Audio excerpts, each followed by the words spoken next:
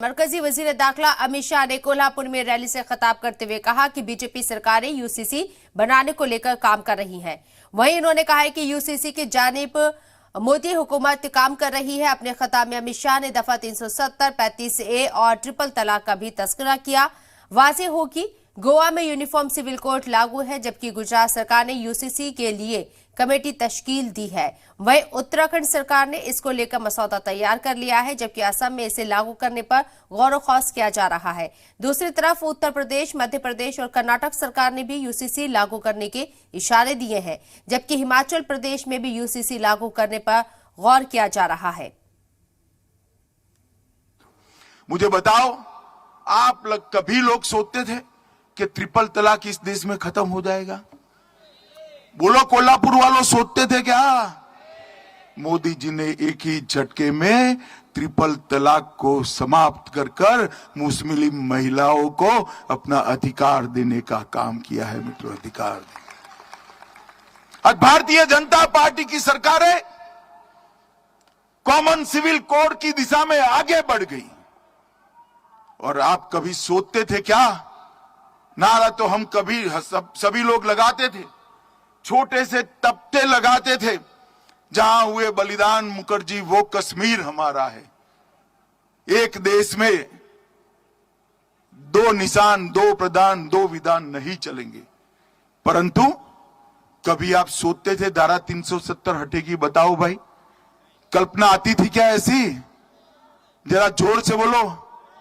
5 अगस्त 2019 को मोदी जी ने कलम के एक झटके से धारा 370 और 35A को उखाड़कर फेंक दिया। आज भारतीय जनता पार्टी की सरकारें कॉमन सिविल कोड की दिशा में आगे बढ़ गई। मोदी जी ने एक ही झटके में ट्रिपल तलाक को समाप्त कर मुस्लिम महिलाओं को अपना अधिकार देने का काम किया है। मित्रों, 5 अगस्त 2019 को मोदी जी ने कलम के एक झटके से धारा 370 और 35A को उखाड़कर फेंक दिया। भारत माता की। भारत।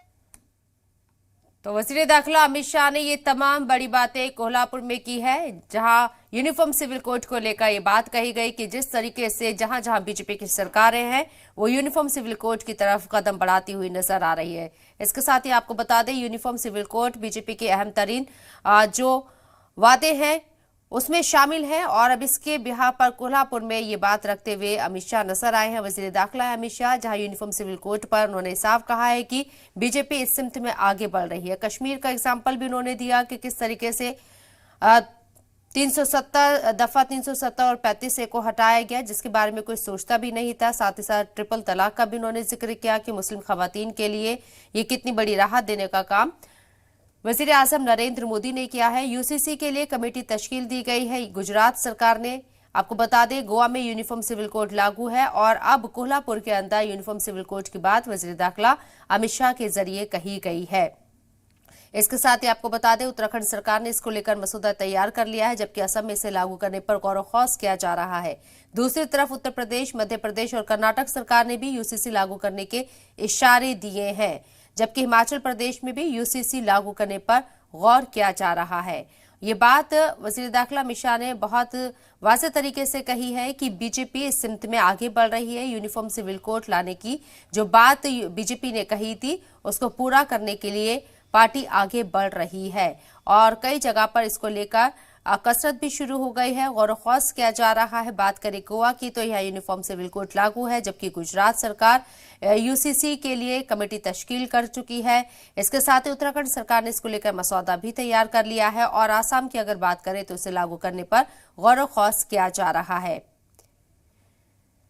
तो कोल्हापुर में रैली से खिताब करते हुए वजीर आजम नरेंद्र मोदी ने 3 बड़ी बातें यहां कही हैं। कश्मीर का मुद्दा उठाया, आर्टिकल 370 और 35A को किस तरीके से 2019 में एक कलम के जरिए हटा दिया गया, ये एक बहुत स्ट्रांग डिसीजन लिया गया, ये बात समझाने की कोशिश की गई। वजीर दाखिला अमित शाह के जरिए कोल्हापुर की रैली में मौजूद लोगों को इसके साथ ही ट्रिपल तलाक का जिक्र भी वजीर दाखिला अमित शाह करते नजर आए। मुस्लिम खवातीन को लेकर ट्रिपल तलाक खत्म करना बहुत बड़ी राहत देना है मुस्लिम खवातीन के लिए। इस बात का भी उन्होंने जिक्र किया अपने खिताब में। और इसके साथ ही अब यूसीसी यूनिफॉर्म सिविल कोड के लिए बीजेपी की सरकारें जहां जहां हैं, जिस जिस स्टेट में है, वहां पर इसकी कसरत शुरू हो गई है। गोवा में यूनिफॉर्म सिविल कोड लागू है। इसके साथ ही गुजरात में यूसीसी को लेकर कमेटी तश्कील दी गई है। और अगर बात करें उत्तराखंड सरकार की, तो यहां मसौदा तैयार कर लिया गया है। असम में भी इसे लागू करने पर गौर-व-ख़ौज़ किया जा रहा है। साथ ही साथ बात करें उत्तर प्रदेश और मध्य प्रदेश की, तो यहां भी यूसीसी लागू करने के इशारे जरूर दिए गए हैं। तो यूसीसी आने वाले वक्त में एक बड़ा चुनावी मुद्दा एक बार फिर से बनता हुआ नजर आ रहा है, क्योंकि जिस तरीके से रैलियों में इसका जिक्र किया जा रहा है और अभी रिसेंटली जो इलेक्शन हुए हैं, असेंबली इलेक्शन हुए हैं, उसमें भी यूसीसी का जिक्र पुरजोर तरीके से किया गया और अब एक बार फिर से यूसीसी का शोर सुनाई दे रहा है।